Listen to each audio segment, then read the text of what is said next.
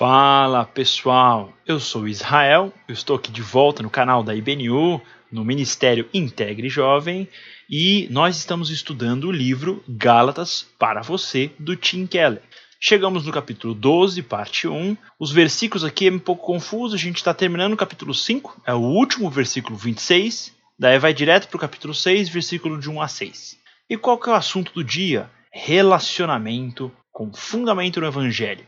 Nós acabamos de dar uma estudada, uma avaliada na questão de frutos do Espírito, que impacta a vida do indivíduo. E a pergunta que vai ser trabalhada pelo Tim Keller nesse momento, que é o que o autor de Gálatas vai trabalhar, é os frutos do Espírito. Se eles fazem parte da vida do indivíduo, isso vai ter algum impacto, uma mudança na sua vida no tocante especificamente a relacionamentos? E a proposta de Paulo, enfim, sim, tem uma mudança. Começa a discussão entre uma pessoa orgulhosa versus uma pessoa com baixa autoestima. Isso parece normal, só que a proposta do Evangelho é que uma pessoa seja corajosa e ao mesmo tempo humilde. Aparentemente vai ter uma contradição, que a gente parte do pressuposto que uma pessoa orgulhosa é diferente de uma pessoa com baixa autoestima. Aprofundando um pouco no que o Paulo fala, o Tim Keller vai chegar a uma conclusão interessante. Parece que a raiz, tanto do orgulho quanto a baixa autoestima, elas são a mesma, só que elas não condizem com o Evangelho, que propõe que a pessoa tem que ser corajosa e não ter baixa autoestima, mas humilde e não ser orgulhosa. Como que a gente trabalha esse assunto? Então, a grande questão vai entrar em dois extremos. O texto específico, a palavra em grego que Paulo vai usar, tem uma relação específica com a palavra vaidade ou orgulho. Quase que literalmente pode ser entendida como algum tipo de honra vazia. Então, parece ter uma busca por honra, só que é uma busca por uma honra de certa forma vazia. Quem está buscando essa honra, nós, enfim, pessoas vivendo a vida, vai surgir uma necessidade de se comparar ao próximo, porque eu preciso de alguma importância, eu preciso de alguma relevância. E daí nesse ato de comparação ao próximo, que vai vir a questão, eu preciso me sentir melhor do que o próximo. Daí eu vou ficar orgulhoso. E se eu me sentir pior? Daí eu vou ficar triste, vai ter uma baixa autoestima. Então, parece que essa contradição tem a raiz no mesmo lugar. Daí a questão é, esses dois fatores, essa vaidade, esse orgulho, quais são os efeitos disso dentro da vida do indivíduo efetivamente? E o que é interessante é que são colocadas duas alternativas, que é a pessoa invejosa e a pessoa que provoca o próximo. Isso particularmente no versículo 26, finalzinho do capítulo 5. E daí é interessante que o provocador seria uma pessoa que é competitiva, confrontadora. Ele, na verdade, é muito parecido com o invejoso. Os dois estão focando neles mesmos. Eu quero ganhar, eu sou o foco, portanto, me comparo, eu estou ganhando. Eu sou o cara, eu sou top. Ou eu me comparo, eu falo, nossa, eu não vou ganhar. Eu queria tanto ter o que aquela pessoa tem. Mas ele não merece. Mas também ele tem isso, mas se eu tivesse isso, eu teria bem melhor. Então são duas reações interessantes. Daí o que é muito engraçado é que é um jogo muito bizarro, um jogo de duas pessoas totalmente malucas, que em tese um é o perdedor, o invejoso está perdendo um jogo, e o vencedor é orgulhoso. Mas o jogo é um jogo de bobagem, que é o jogo pela salvação pelas obras. Eu mereço ser salvo, eu fiz tanta coisa boa, eu sou muito da hora. Ou, nossa, eu sou horrível, eu pequei, eu não tenho valor nenhum. Caramba, você nem vai ser salvo pelas obras, nem vai ser condenado pelas obras. Não é assim que funciona o Evangelho. Então é muito engraçado.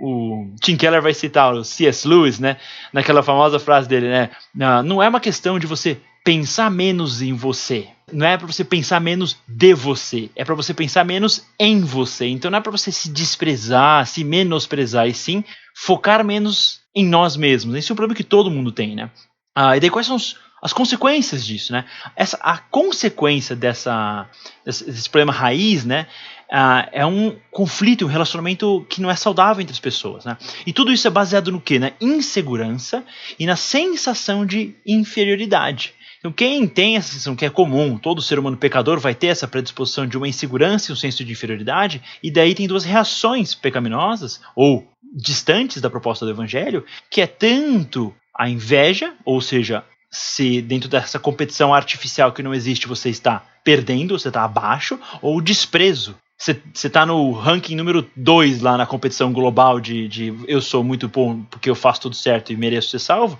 e daí você despreza, né?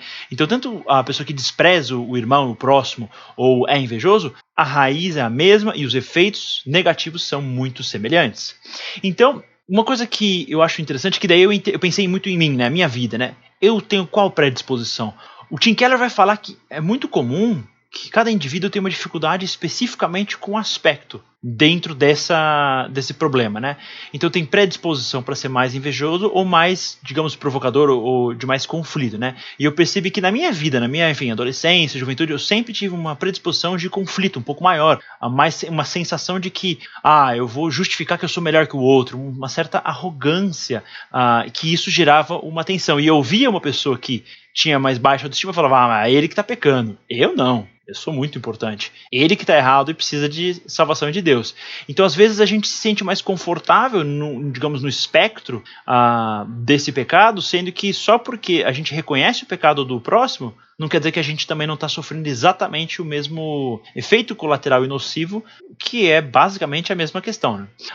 E daí, além dessa questão de diferenciação, lógico, porque existe digamos, predisposição individual, dependendo da sua personalidade, pessoa mais expansiva, vai naturalmente ser um pouco mais de conflito, ou pessoas mais fechadas, talvez tenham mais predisposição, mas não importa a predisposição, porque todo mundo tem o risco de falhar de qualquer forma, né? E daí, o que é interessante é que o Evangelho, ele rebenta tudo isso de uma maneira muito, muito legal, muito especial, que é basicamente o seguinte: no Evangelho chega, olha, ninguém merece nada, ou seja, você se sente o cara, mano, você é pecador, você não merece nada. Daí, baixa a bola, calma, tenha humildade. Daí o cara, mas realmente eu não mereço nada, eu sou muito tosco. Não, calma, você pode não merecer, mas não importa, porque Deus te ama e te deu toda a honra. Então você não tem espaço nem para ter orgulho, porque você não merece, você foi pecador, que nem eu, que nem todo mundo. Só que quando você fala, caramba, eu não sou nada, então eu sou pecador. Não, calma, Deus te ama, o ser mais importante do universo, o criador do mundo te ama e ele ainda te deu toda a honra. É o que importa. Não importa o que o seu vizinho pense de você, se Deus te ama e te deu toda a honra, né? É muito, muito legal ouvir isso, acho que é muito legal pensar sobre isso. E daí entra a questão também da autoconfrontação constante. Por quê? Porque dependendo do dia, dependendo do que a gente está enfrentando, a gente vai ter uma predisposição. Então, sabe aquele dia que você está meio defensivo? E a pessoa te critica, não fui eu, não, mas eu não fiz desse jeito, não tem nada a ver comigo, a culpa não é minha. Quando a gente está preocupado, se sentindo culpado, calma, não depende da gente. Deus nos ama, tá tudo bem. Então essa questão defensiva. Agora o dia que você olha para aquele cara é burro, aquela pessoa é muito inferior, mas eu sou bem melhor que ele. Pera aí, Deus é que te perdoa e todo o poder vem dele. Então vamos manter o nosso orgulho um pouco mais controlado. Então a proposta do Evangelho é muito exclusiva e especial, porque é muito difícil essa proposta, essa visão de mundo em várias outras filosofias, enfim, ou religiões. É difícil porque ela realmente é bem rara, bem diferente. Eu nunca encontrei isso em outras propostas. Daí, para fechar esse capítulo, o Tim Keller vai entrar numa aplicação muito específica, que é o começo do capítulo 6, que tem duas propostas básicas de relacionamento contra os próximos dentro dessa lógica, né? Daí ele vai colocar o moralismo e o hedonismo, né? Moralismo é seguir a regra, fazer tudo certinho, Hedonismo é a pessoa que é autocentrada, quer curtir, quer aproveitar a vida. O negócio é eu me sentir bem, eu aproveitar, carpe diem. E daí ele vai pegar essas duas características extremas e vai aplicar a relacionamento. Ele vai dar dois exemplos legais. O primeiro é com os pais. Ou seja, se a minha relação é moralista, de aprovação, de fazer tudo certinho para eu merecer, eu tenho duas reações muito problemáticas com os pais. Uma é aquela pessoa que serve, eu tenho que cuidar, eu tenho que ver, mas meu pai vai gostar, mas minha mãe vai aceitar, mas eles... Sempre preocupado com os pais e querendo agradar a eles. Ou o revoltado, meu pai não me amou, não cuidou de mim, eu tava na chuva lá, não me deu carona, minha mãe nunca cozinhou para mim, é um absurdo. E essa revolta. Essas duas reações são reações de um vácuo, um vazio moral, porque tem uma expectativa moral errada, lembrando que isso está conectado com a ideia de que a gente tem que entregar e não depende de Deus. Daí do outro lado da relação, não seguindo o evangelho, né, dentro da relação com os pais, fica o hedonismo. O que é o hedonismo? Eu vou aproveitar, eu tô nem aí com meus pais, mas se eu precisar de uma coisa, vou deixar a coisa lá na casa da minha mãe, vou pegar o carro emprestado, presta um dinheiro aí. não é que você está preocupado, não é que tem uma relação, você está aproveitando da pessoa, né? E daí, por último, para fechar, que é o que todo mundo sempre discute muito mais dentro do ambiente da igreja, e não é menos importante nem mais importante, mas a questão da sexualidade, mesma questão, moralismo. A visão moralista vai ter dois extremos, que é, ou é castidade, não pode fazer nada, tudo é proibido, é do capeta, não chega perto. Sexualidade esconde, fecha na caixinha e ninguém fala nada. Ou a reação da pessoa que ficou tão travada que daí são depravações, são relações que não são saudáveis, enfim, um descontrole absurdo pós um controle excessivo. Então, uma relação, digamos, não ideal com a sexualidade, ou por repressão excessiva ou por uma ruptura com a repressão excessiva. Isso entra dentro da caixa da moralidade. Depende do que a gente faz para ser aprovado. Eu estou competindo, eu não posso errar. Se eu fizer certinho, Deus vai me amar. Se eu errar, Deus não vai me amar. Errado. E do outro lado, tem o hedonismo. Novamente, que nem a pessoa que aproveita do pai vai aproveitar das outras pessoas fisicamente. Só que qual que é a fragilidade do hedonismo, tanto com relacionamento com família ou com o próximo, é que por mais que o casamento, no caso, seja uma união entre dois pecadores, é uma união profunda, uma união pessoal, uma união muito mais do que só uma relação física e biológica. Então, ter acesso à simplicidade da sexualidade só no seu nível mais básico, biológico, digamos, que um animal tem, não é aproveitada a profundidade de uma coisa que Deus criou, que tem que ser aproveitada sob a perspectiva do Evangelho. Então,